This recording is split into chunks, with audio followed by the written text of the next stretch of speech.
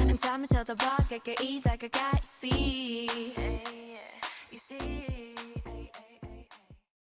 반갑습니다. 통합사회 신성호입니다. 오늘 영상은 여러분들한테 지난주에 약속했던 것처럼 딱 25분이면 끝날 겁니다. 그러니까 처음에 여러분 들었던 노래 어텐션처럼 최대한 집중해서 빠르게 듣고 빠르게 다음 수업 준비할 수 있도록 하면 좋겠습니다. 바로 시작할게요. 오늘 우리가 배울 내용은 교과서 혹시 있는 친구들은 204페이지에 한복 입고 있는 친구 고 있는 사진이 나오면 되고, 프린트는 2차시 나눠줬었던 2차시의 1페이지를 피시면 되겠습니다. 오늘의 학습 목표는 문화 변동의 요인이 무엇인지에 대해서 이야기가 나오는데, 사실 크게 두 가지입니다. 문화 변동이라는 게 어떻게 나타나는지에 대해서 알아보는 게 첫 번째, 그리고 두 번째로는 우리가 흔히 이야기하는 전통 문화에 대해서 이야기를 할 겁니다. 우리가 뭐 전통 문화라고 하면 옛날 문화, 여러분들이 쓰는 말로 안 좋은 말이지만 뭐 틀딱 문화 이런 이야기 하지만, 전통 문화라는 게 좋으니까 지금까지 있겠지, 안 좋은 거면 지금까지 안 남았겠지 해서 이런 것들, 우리가 흔히 말하는 옛날 문화, 전통 문화를 한번 공부해 보려고 합니다. 해서 오늘은 문화가 어떻게 바뀌었는지, 그리고 전통 문화는 왜 이어져 왔고 장단점이 무엇인지를 한번 알아보는 시간이 되겠습니다.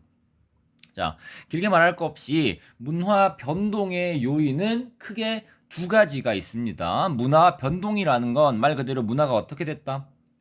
대답해봐. 문화가 어떻게 됐다? 그치. 변동이면 바뀌었다는 거지. 이 문화를 바뀌게 하는 데는 크게 몇 가지가 있다? 두 가지가 이유가 존재한다는 거지. 첫 번째는 자체적으로. 다른 사람들이나 다른 존재를 만나지 않고도 자체적으로 하는 내재적 요인이라는 게 있고, 두 번째로는 외부와 접촉을 해서, 자기들 스스로 하는 게 아니라 외부와 접촉을 해서 문화를 변동시킨 외재적 요인, 이렇게 두 가지로 나뉜다는 걸 알아주시면 되겠습니다. 해서 여기 빈칸에 내용을 넣어보자면 1번과 2번을 이렇게 묶어주시고요. 그리고 3번이 따로 분리되는데, 1번과 2번을 묶어서 우리는 내재적 요인이다 라고 지금부터 불러볼 건데, 우리는 요런 유명한 사람이 있습니다. 에디슨이 뭘로 유명해요? 무슨 왕 에디슨? 우리 뭐 정저왕은 아닐 거 아니야? 그치, 의자왕도 아닐 테고. 발명왕이요. 발명왕 에디슨이라는 이야기가 있는데, 거기 있는 것처럼 발명이라는 게 뭡니까? 그쵸? 발명이라는 건 없던 걸 만드는 거야. 세상에 없던 전구 같은 것들, 내지 또 뭐가 있을까? 발명할 수 있을 만한 것들, 뭐 바퀴 이런 것들을 세상에 존재하지 않던 걸 만들어내는 것들, 새로운 것들을 만들어내는 것들을 우리는 지금부터 발명이라 부를 겁니다. 해서 옆에다가 예시를 적어주면 시험에서도 유용할 것 같은데, 발명이라 할 수 있을 것들은 전구 같은 것들이 될 수도 있을 거고, 아까 이야기했던 바퀴 같은 것들이 발명이 될 수도 있겠죠. 됐나요? 좋습니다. 그럼 반대로 없던 걸 만드는 게 발명이라면 있던 거를 찾아낸 거지. 있던 걸 찾아내는 것들은 우리는 발견했다고 하지. 따라서 발견과 발명의 차이는, 발명은 세상에 없던 걸 만들어낸 거고, 발견은 이미 존재하던 걸 찾아낸 거지. 요런 차이가 있다라고 알아주시면 되겠습니다. 그러면 발견은 뭐가 있을까? 대표적으로 시험에 많이 나오는 건 불이 발견이 될 수 있겠고, 전구는 발명이지만 전기는 발견이겠지. 이 불이나 전기를 발명하면 이거는 좀 복잡해져요. 강철의 연금술사 내지 뭐 닥터 스트레인지 이런 느낌이 돼버립니다. 해서 그런 것들 알아두시고, 토르야 뭐야, 전기를 어떻게 발명합니까? 그런 것들 알아두시기를 바라고, 뭐 페니실린 이런 것도 발견이라고 할 수 있겠지. 원래 있던 이런 균들을 찾아내서 상용화시킨 거니까. 여튼 이런 예시들이 있다는 거 알아두시고, 자, 그럼 1번과 2번이 내재적 요인에서의 발명과 발견이라면 3번은 뭐라고? 내재의 반대, 그치, 외재적 요인이 3번에 해당하겠습니다. 외재적 요인이라는 건 외부와 만나서 문화가 바뀌었다는 건데, 이러한 외재적 요인에는 크게 종류가 세 가지가 있는데 이런 것들을 다 합쳐서 문화가 다른 곳에서 내지 우리가 다른 곳으로 문화를 전파했다라고 하죠. 우리 바이러스 기침하면은 코로나 바이러스를 전파했다 이런 이야기 하잖아. 해서 내가 남들에게, 남들이 나에게 문화를 외재적으로 전파했다라는 것들이 문화 전파라고 볼 수 있겠습니다. 해서 의미는 여기 한번 읽어보시고요. 자, 외재적 요인, 문화 전파에는 크게 종류가 세 가지가 있습니다. 정말 쉬워 이거. 사람과 사람 내지 집단과 집단이 직접 만나서 문화를 전파해요. 무슨 전파? 말 그대로 직접 전파입니다. 우리가 흔히 이야기할 수 있는 직접 전파 같은 것들은 옛날에 뭐 대항해 시대 이럴 때 무역 같은 것들이 이런 것들이 발생할 수 있고 또는 전쟁 같은 것들이 대표적인 직접 전파입니다. 어쨌든 목적이 뭐였든 사람과 사람이 만나서 원튼 원하지 않든 문화가 전달됐다는 거지. 두 번째, 아무래도 이제는 사람들이 직접 만나지 않아도 책, 라디오, 요새는 유튜브지. 다 유튜브로 무언가를 직접 하지 않고 직접의 반대면 뭐야? 대답해. 협곡에서 나와. 직접의 반대가 뭐야? 그치. 간접이겠죠. 간접 전파입니다. 예전에는 사람들이 무조건 직접 만나야 했다면 요새는 이제 간접적으로 무언가 매개체를 통해서 여기 나오는 말처럼 매체를 통해서 전파가 이루어지는 것들은 간접 전파라고 한다는 거지. 유튜브 보고 배우면 간접 전파고 유튜브로 배우는 게 아니라 직접 그 유튜브에 있는 연예인들이 내 앞에 와서 공연을 해서 춤을 알려주면 그러면 직접 전파라는 거지. 그런 차이가 있다라는 거 알아두시면 됩니다. 자, 마지막은 좀 특이해. 요것만 기억을 해두면은 여러분들이 다 문제 풀 수 있는데 아이디어를 얻어가지고 무언가 새로운 거를 만드는 겁니다. 해서 이건 시험에서 아이디어 또는 영감이라고도 부릅니다. 넌 나에게 영감을 주었어. 이렇게 말하는 아이디어, 영감 이런 것들 뭐라 그래야 되지? 뮤즈? 이렇게 부르는데 어쨌든 아이디어나 영감을 통해서 무언가 새로운 것을 만들어내는 것들 이런 것들 아이디어와 영감 한 번 더 영감이나 아이디어를 얻어서 무언가가 만들어졌다 이런 것들은 다 합쳐서 자극 전파라고 부릅니다. 예전에 트와이스가 유명할 때는 시그널 보내 해서 자극을 통해서 이런 문화를 만들어냈다 자극 전파라고 불렀는데 요새는 많이 시대가 바뀌었으니까 방금 있었던 뉴진스 이런 것들이 자극 전파가 되겠죠. 자, 방금 이야기했던 것처럼 결론을 내봅시다.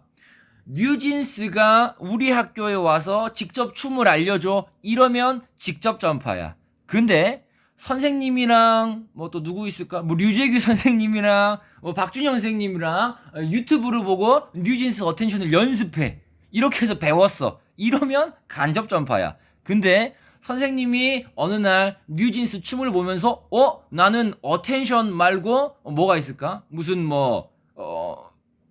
억텐션 이런 거 하는 거야.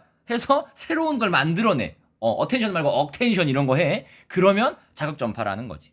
그래서 따라서 네, 그냥 뇌절이니까 그냥 알아서 알아들으시고 이런 것들처럼 직접은 직접 만나서 간접은 무언가 매체를 통해서 자극은 그것을 통해서 아이디어를 얻어서 이런 식으로 정리를 해주면 되겠습니다. 이러면 빈칸이 완성이 되겠네요.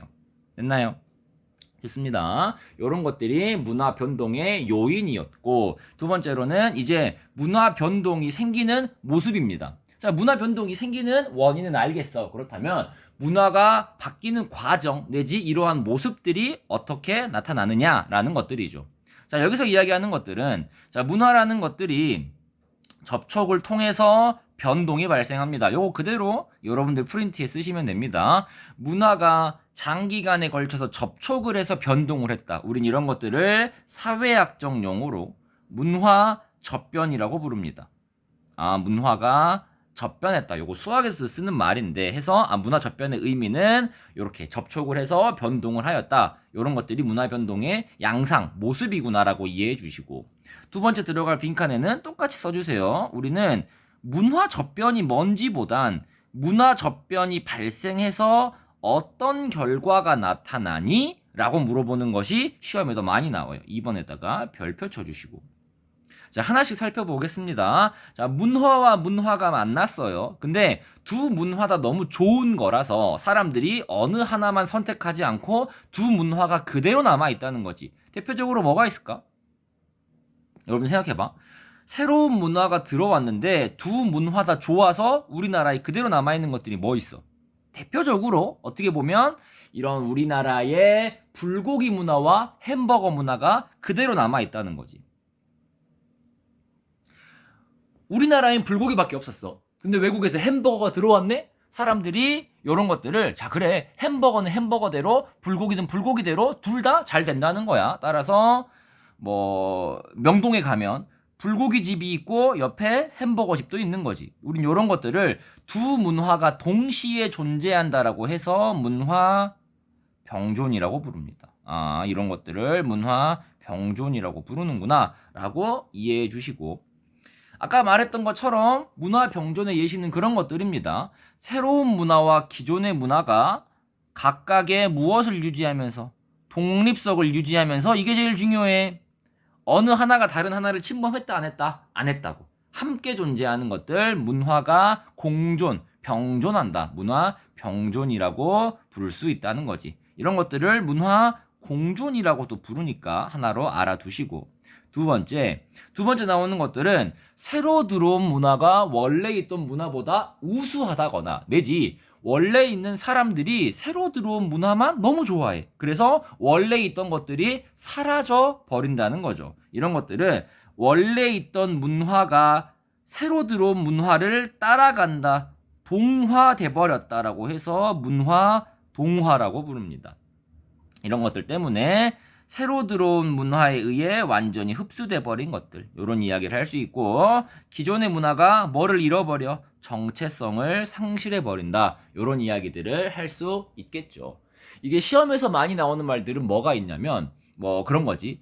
우리나라에 있는 사람들이 일본이 일제 강점기 시절에 들어오면서 강제로 한국어를 못 쓰게 하다 보니까 모두 다 일본어만 쓰게 했다. 이런 예시들이 많이 나옵니다. 해서 대표적인 예시로 뭐 일제 강점기의 일본어 사용.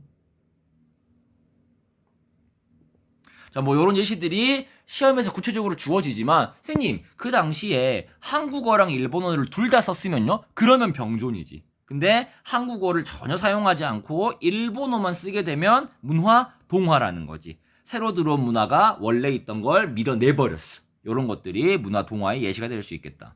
자, 마지막입니다. 마지막은 자 기존에 있던 것과 원래 있던 것이 만나서 각자 있는 것이 아니라 우리 함께 해볼까 해서 합쳐지는 거야. 퓨전, 융합이 되는 거지. 따라서 마지막은 문화 융합입니다. 너 좀 친해? 우리 한번 콜라보레이션 해볼까? 이런 것들이지. 서로 다른 두 가지가 만나서 새로운 것들을 만들어내는 것들입니다. 콜라보가 대표적인 융합이라고 할 수 있겠다. 아까 뭐 있었어? 원래 기존에 우리는 흰쌀 백반집이 있었어. 이해되니? 근데 여기에 햄버거 집이 들어왔네? 근데 사람들이 생각해보니까 어라? 왜 밥이랑 햄버거를 따로 먹어야 돼? 야, 우리 한번 콜라보 해보자? 뭐 만들어요? 봉구스. 밥버거 만드는 거지, 밥버거. 이해되니? 이런 것들이 대표적으로 문화 융합이다. 새로 들어온 것과 원래 있던 것이 합쳐져서 만들어지는 것들이 문화 융합이다라고 할 수 있겠죠. 아시겠습니까? 좋아요. 자, 문화 융합에서 한 가지 시험 포인트가 있는데 문화 병존, 문화 동화, 문화 융합 중에서 원래 있던 거의 정체성을 잃어버리는 것들은 동화밖에 없어요. 이해되니? 그래서 왜요? 문화 융합도 새로운 게 만들어진다면서요. 생각을 해봐. 밥버거가 만들어진다고 해서 밥을 먹는 문화의 정체성이 사라진 거니? 아니잖아. 그렇다고 햄버거처럼 이렇게 싸와서 먹는 문화가 사라진 거야? 아니라고. 밥을 먹는 정체성도 햄버거를 먹는 정체성도 둘 다 그대로 존재한다는 거지. 따라서 무언가 있던 문화의 정체성을 잃어버리는 건 뭐밖에 없다? 문화 동화밖에 없다. 라고 이런 것들만 참고해 주시면 좋겠습니다. 됐나요? 좋습니다. 1페이지는 이렇게 마무리해 주시고 2페이지로 넘어갑시다. 오늘 마지막이겠네요. 이제 10분 정도 남았는데 10분 안에 더 빨리 끝날 것 같습니다. 자, 해봅시다. 자, 이제부터 우리가 이야기하는 것들은 아까 말했던 너네들이 말하는 틀딱, 전통, 예전부터 지금까지 유지되어 온 요런 생활 양식들을 한번 이야기해 보겠습니다. 아까 말했던 과거에서 현재까지 오랜 시간 이어져 온 생활 양식이라는 거지. 전통 문화요. 자, 이러한 전통 문화에는 크게 두 가지가 있는데 우리가 쉽게 눈에 보이는 것들이 있을 것이고 눈에 보이지는 않지만 이어져 온 것들이 있을 거야. 해서 우린 이런 것들을 눈에 보이고 손에 잡히는 것들을 물질 문화라고 부릅니다. 반대로 눈에 보이지 않는 물질이 아니면 뭐겠어? 그치? 정신 같은 것들인데 우린 이런 것들을 비물질 문화라고 부릅니다. 그래서 여러분들이 뭐 3학년 때 사회문화를 배우면 더 자세하게 배우겠지만 물질 문화가 뭔가요? 물질 문화는 주로 의, 식, 주 이게 뭐예요? 입거나 먹거나 사는 것들 요런 것들이 눈에 직접 보이고 잡을 수 있는 것들 또는 이러한 의식주를 만드는 기술이요. 해서 뭐가 있을까? 김치 담그는 법, 집 짓는 법 이런 것들처럼 이런 것들을 만들어내는 기술들 우린 이런 의식주를 조금 고급스러운 말로 재화라고도 부르거든. 재화를 만드는 기술이나 의식주, 재화들을 물질문화라고 부른다. 이해를 해주시면 될 것 같고요. 전통문화로 쳤을 때는 옷, 한복이나 먹을 거, 김치나 불고기, 마지막 한옥과 온돌 완벽하죠. 의식주 그 자체다. 그리고 불고기 만드는 법, 한옥 만드는 법, 한복 만드는 법 이런 것들까지도 이러한 기술까지도 무슨 문화다? 물질 문화다라고 정리해 주시고 비물질 같은 것들은 자 대표적으로 두 개만 써줘. EX 관념이나 제도요. 이런 것들 눈에 보여 안 보여? 안 보인다는 거지. 사람들이 이 규칙을 만들고 사람들이 약속을 지키지만 이런 것들은 눈에 보이지 않는다는 것들이지. 해서 여기 나오는 협동정신, 뭐 우리나라 사람들이 가지고 있는 이런 근성, 투혼 이런 것들 윗사람이 아랫사람에게 아랫사람이 윗사람에게 보이는 뭐 이런 예와 효 이런 것들이 보이지 않는 것들이다. 자, 너네들 요거 보는 것들 중에 선생님 이거는 눈에 보이는 건데 왜 비물질이에요? 대표적인 게 뭐야? 한글이요.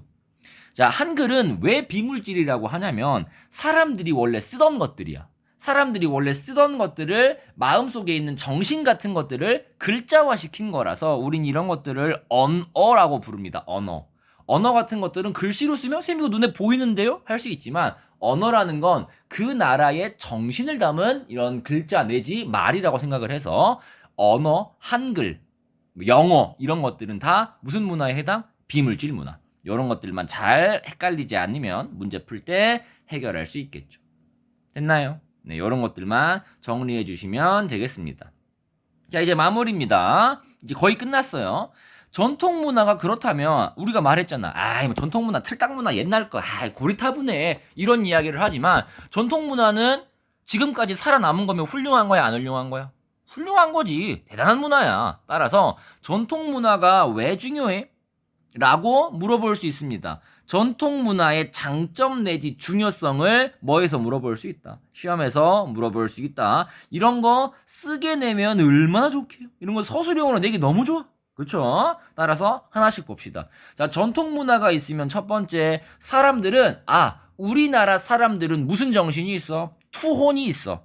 뭐 오지랖이 넓다고 할 수도 있지만 다른 사람들을 보면은 돕는 걸 못 참아. 불의를 보면 못 참아. 이런 것들처럼 우리나라 사람들은 이런 것들이 있어. 가슴이 웅장해지는 그런 것들 때문에 대한민국 사람이라면 이런 것들처럼 모두가 모두 공감할 수 있는 공유할 수 있기 때문에 사람들이 이렇게 똘똘 뭉칠 수 있는 이런 통합에 기여할 수 있는 것들이 첫 번째. 두 번째, 방금이랑 같은 맥락인데 외국에서 막 김치 먹는 사람들, 신라면 먹는 사람들을 보면은 혹시 한국 분이세요? 이런 것들처럼 공감대 형성, 이런 끈끈함이 생긴다, 유대감이 강화된다, 이런 것들이 있겠죠.